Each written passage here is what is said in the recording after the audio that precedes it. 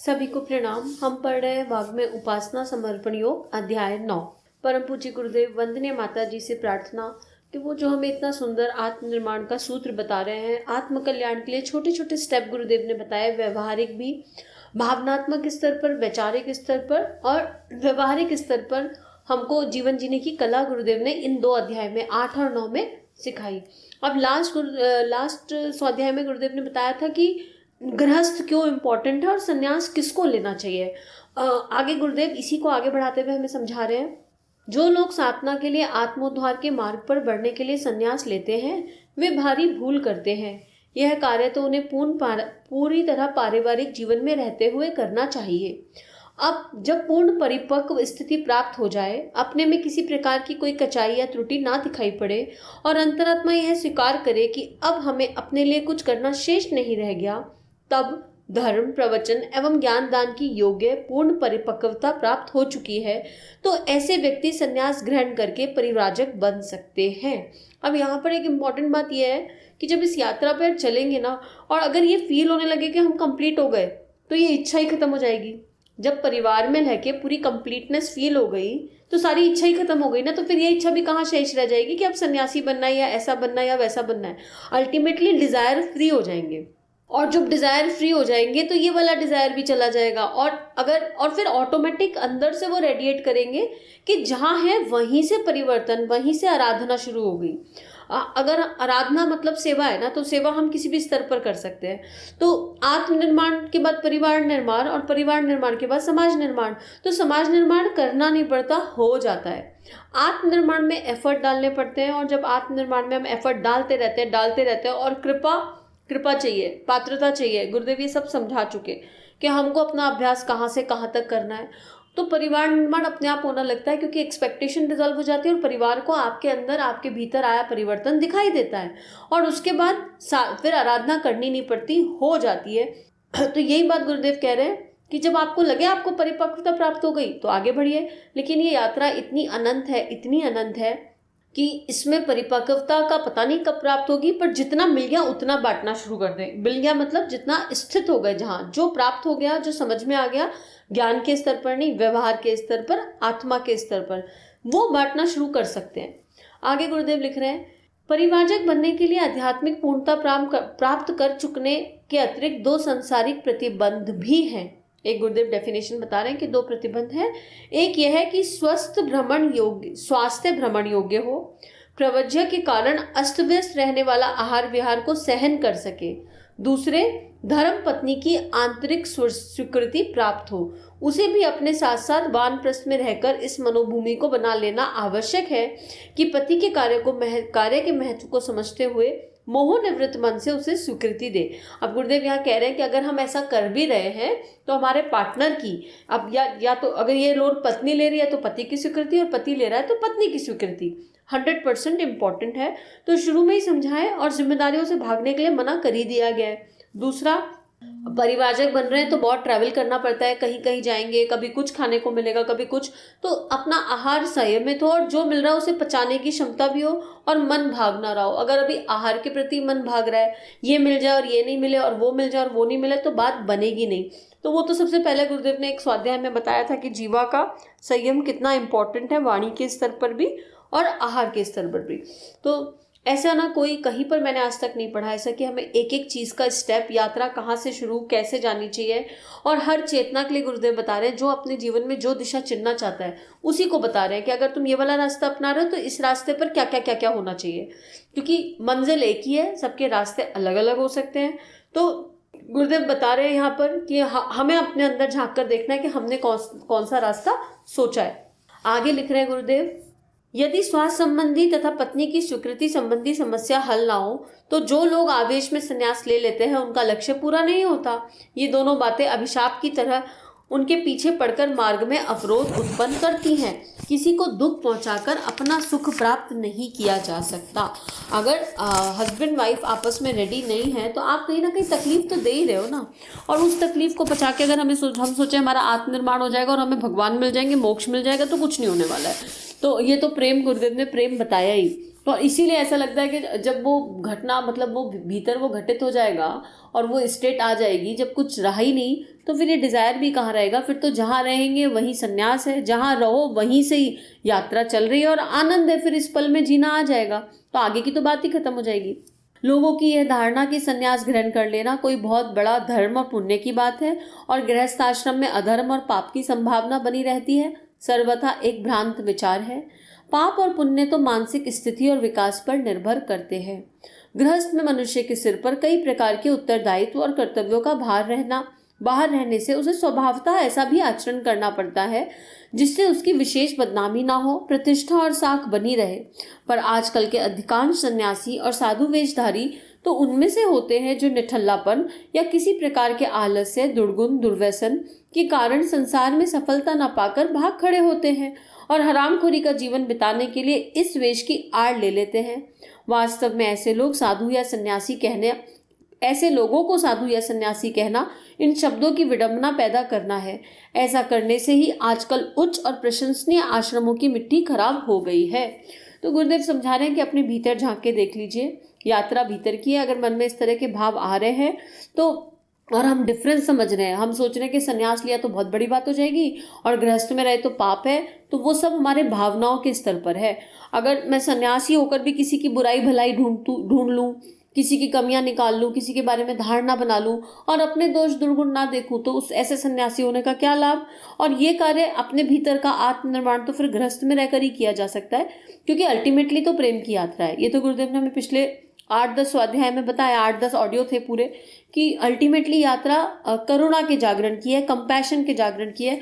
कोई कुछ भी पढ़ कर जाए, मन साफ, स्वच्छ, निर्मल होना चाहिए और दुर्गुण अगर कोई है तो उसमें लगातार काम करते रहें, लगातार काम करते रहें, लगातार काम करते रहें।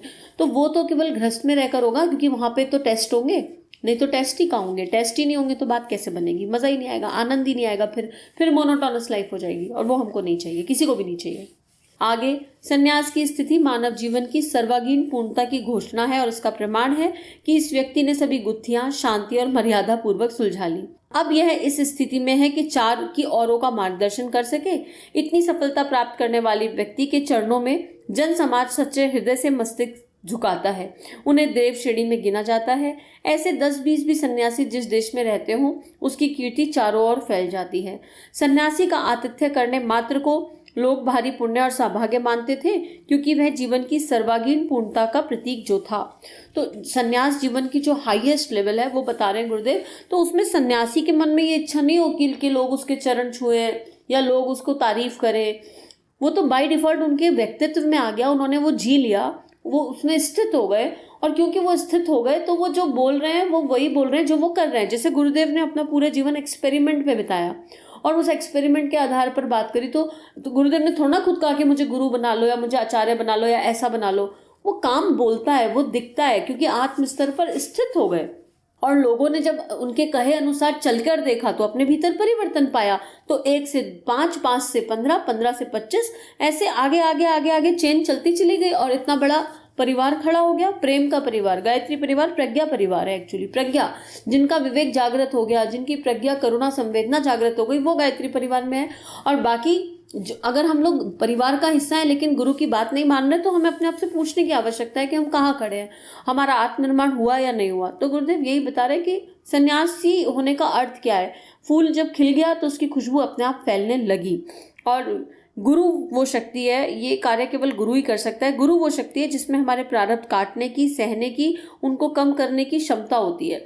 तो इस यात्रा पर ये तो सोचना ही नहीं चाहिए कि हम किसी के लिए कुछ कर सकते हैं, क्योंकि हम कहीं पर भी हों, केवल यात्रा आत्मनिर्माण की है। हर बार कुछ अंदर सीखने को मिलता है। इतना भी मैल बाकी है, इतना अभी अंदर जब देखो तो अंतःकरण में इतनी सारी लेयर्स, लाइंस बाकी हैं, तो सीखने में समय लगता है। और कम से कम खुशी इस बात की कि यात्रा शुरू हो गई। आगे लिख रहे हैं, लेवल बता रहे हैं गुरुदेव कि सन्यासी का स्तर क्या होता है।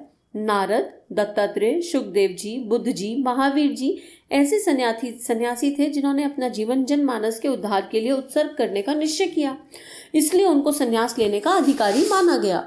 बताओ, इन चेतनाओं को गुरुदेव एग्जाम्पल में रख रहे हैं। इन चेतनाओं के अगर एक बूंद भी मिल जाए तो जीवन धन्य है, फिर आत्मिक जीवन धन्य है अगर इन चेतनाओं की जीवन की एक बूंद को भी हम अपने जीवन में उतार लें। साधना करने के लिए अपरिपक्व बुद्धि के लोगों का भगवा कपड़ा पहनकर सन्यासी हो जाना और अपनी अपूर्णता से वेश को कलंकित करते फिरना सन्यास धर्म के साथ शत्रुता का व्यवहार करना है। ऐसे व्यक्ति अपराधियों की श्रेणी में रखने योग्य हैं। ईश्वर प्राप्ति तो उनको होनी ही कहाँ है। गुरुदेव कह रहे हैं कि आत्मा तो सब जानती है, भीतर का चित्रगुप्त तो सब जानता है, और अगर हम चिटिंग कर रहे हैं अपने साथ तो हमारी आत्मा, हमारा परमात्मा सब जान रहा है और सारा लेखा जोखा लिखा जाएगा। कर्म बन रहे हैं और फिर कर्मों का जो बंधन है उसको जीना पड़ेगा। तो अपने भीतर झांक के देखना चाहिए कि हम क्या जी रहे हैं और क्या बोल रहे हैं और क्या कर रहे हैं। हमारे मन, वचन, कर्म और वाणी सब एक दिशा में जाना चाहिए। आज साधु सन्यासियों का समाज इतना बढ़ जाना और उनका स्तर इतना गिर जाना प्रत्येक धर्म प्रेमी के लिए एक बड़ी चिंता एवं वेदना का विषय है। उनमें से जो थोड़े से सच्चे साधु भी हैं, वे भी इन भिखमंगों की भीड़ में अपना प्रभाव खोते चले जा रहे हैं। पूर्व काल में साधु महात्मा को देखकर स्वभावतः ही हर व्यक्ति में उनके प्रति त्याग और श्रद्धा का संचार होता था, पर आज ठीक उसकी विपरीत स्थिति है। त्याग, सेवा और ऊंची भावना ऊंची होते हुए भी वेश देखकर लोग पहले नागभाव चढ़ाते हैं, पीछे अधिक व्यक्तिगत परिचय होने पर ही कोई सम्मान कर ले तो बात अलग। अब भिक्षा भी कोई सम्मान प्राप्त नहीं कर सकता और ना ऐसा सात्विक अन्न उपलब्ध है जिसे भिक्षा में लेकर खाने वाले की बुद्धि सात्विक बनी रहे।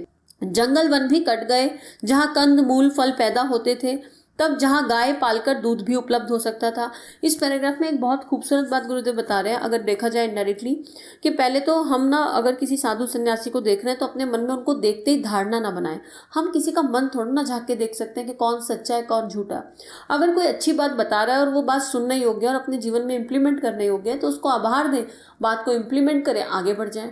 और कोई कुछ कह रहा है और आपको लग रहा है कि ये बात सुनने योग्य नहीं है, अच्छी नहीं है, तो उसके लिए धारणा क्यों बनाए, उसके लिए प्रार्थना करें सद्बुद्धि की और आगे बढ़ जाएं। बस सिंपल इतना। लेकिन हम केवल कपड़े देखकर किसी के लिए धारणा बना लें, ये ढोंगी है, ये पाखंडी है, ये ऐसा है, ये वैसा है, तो हम बिना बात अपना कर्म क्रिएट कर रहे हैं। दूसरी इंपॉर्टेंट बात यहाँ है कि पहले ज़माने में भिक्षा का बोलबाला था, भिक्षा का बहुत गहरा महत्व था, उससे अहंकार गलता है। लेकिन जो भिक्षा देने वाले थे उनका भाव भी बहुत पवित्र था, बहुत शुद्ध था, और उनके घर जो अन्न आ रहा था वो भी बहुत शुद्ध और सात्विक था। तो उससे अगर कोई खा भी रहा है, जैसे खाए अन्न वैसे बने मन, ये कहावत नहीं है, एकदम सच है। एक छोटा बच्चा जब पैदा होता है तो अगर आप इमेजिन करो एक न्यू बॉर्न बेबी और उसको कुछ खाने को मन दो, तो क्या वो बढ़ सकता है? कभी ग्रोथ होगी क्या? तो हमारा ये शरीर बढ़ी अन्न से रहा है और एक पर्टिकुलर एज तक ही शरीर बढ़ता है। मोटा मोटा अगर एग्जाम्पल के लिए मान लें 18, 19, 20, 21 साल तक शरीर बढ़ रहा है, उसके बाद अन्न से ग्रोथ नहीं हो रही तो शरीर फैलता है। इसलिए कहा जाता है कि खूब खाओ बचपन में, खूब खाओ, खूब खेलो, खूब खाओ, खूब खेलो, खूब एक्सरसाइज करो एक बचपन में, लेकिन बड़े होने के बाद खुराक अलग हो जाती है। तो वो खुराक क्यों अलग हो रही है कि शरीर को जितना बढ़ना था बढ़ गया, अब अन्न की आवश्यकता केवल प्राण शक्ति के लिए है, तो उसके बाद बढ़ने की जगह शरीर फैलने लगेगा एक टाइम पर आकर। तो यही बात यहाँ गुरुदेव लिख रहे हैं कि वो सात्विक आहार ही खत्म हो गया, तो भिक्षा मांग के अगर खा भी लेंगे तो यहाँ अपना भाव है। अगर अहंकार गल रहा है तो अच्छा है, लेकिन वो अन्न हमारे ऊपर क्या असर डालेगा वो भी विचारणीय है। तो आगे गुरुदेव यहाँ पे यही बात लिख रहे हैं, अब तो वे ही जंगल किसी प्रकार बचे हैं जो जब प्रकार से साधनहीन है। बढ़ती हुई जनसंख्या को देखते हुए इनकी भी अब खैर नहीं। तो अब वो वातावरण नहीं रहा जहाँ साधु सन्यासी पल सकते थे, सब कुछ अच्छे से हो सकता था, देने और लेने वाले दोनों की भावनाएं उच्च होती थी। अभी तो हम अपने ही विकारों पे काम नहीं कर पा रहे, तो बहुत बात की यात्रा है ये। कम से कम जो भगवान नारद ने, भगवान दत्तात्रेय ने, भगवान शुकदेव ने, भगवान महावीर ने, भगवान बुद्ध ने, परम पूज्य गुरुदेव ने और कितने ही ना जाने गुरु ऐसे हुए जिन्होंने अपने जीवन से सिखाया, उसका एक अंश तो जीवन में उतरे, तब तो यहाँ तक बात आएगी। तो उसके बाद इन परिस्थितियों को देखते हुए अध्यात्म मार्ग के पथिक को गृह त्याग या संन्यास धारण करने की बात सोचनी नहीं चाहिए। उसके लिए यही उचित है कि अपनी सात्विक जीविका कमाते हुए, अपने परिजनों के भरण पोषण का पुनीत कर्तव्य पालन करते हुए, अपने दोष दुर्गुणों का शमन करके ईश्वर उपासना में लगने का प्रयत्न करें। यही मार्ग सीधा, सरल और सुगम है। ये इस चैप्टर का लास्ट पैराग्राफ है और कितनी खूबसूरत बात गुरुदेव ने कहा कि सारी परिस्थितियां समझा दी, किसको जाना चाहिए किसको नहीं जाना चाहिए वो भी समझा दिया, और लास्ट में ये कह रहे हैं कि कोई मतलब नहीं है गृह त्याग करने का, कोई टेस्टिंग नहीं हो पाएगी और अहंकार और आ जाएगा कि हमने तो सब कुछ छोड़ दिया, ऐसा हो गया वैसा हो गया। बेटर है कि गृहस्थ में रहें, सारी जिम्मेदारियों को निभाएं, सबका भरण पोषण, पुनीत कर्तव्य पालन, अच्छे भाव से, एकदम हैप्पी फीलिंग के साथ सारी जिम्मेदारियों को, कर्तव्य तो निभाएं और आत्मनिर्माण पर अपने दुर्गुण देखते जाएं और उनका शमन करते रहें और उसके लिए ईश्वरोपासना में लगे रहें, अर्थात नियमित जप करते रहें, क्योंकि जप करने से भीतर के संचित संस्कार भस्म होने लगते हैं। अनावश्यक बहुत सारे संस्कार अंदर हैं, कब कौन सा कैसे भस्म होगा हमें आइडिया नहीं है, तो नियमित उपासना में लगे रहे। ये अध्याय अब यहाँ पूर्ण हुआ, अध्याय 9, और अब अध्याय 10 शुरू हो रहा है। अध्याय 10 है मानव में ईश्वरीय सत्ता की अभिव्यक्ति, और इसको थोड़े दिनों बाद शुरू करेंगे। जब ये शुरू होगा तो आप सबके पास सूचना आ जाएगी एक नई आवाज़ के साथ, चेतना वही कार्य करने वाली। तो सभी को बहुत बहुत धन्यवाद, सभी को प्रणाम। हमारे YouTube चैनल को सब्सक्राइब करें और बेल आइकन को दबाकर ऑल पर क्लिक करें ताकि नोटिफिकेशंस आपको मिलती रहें।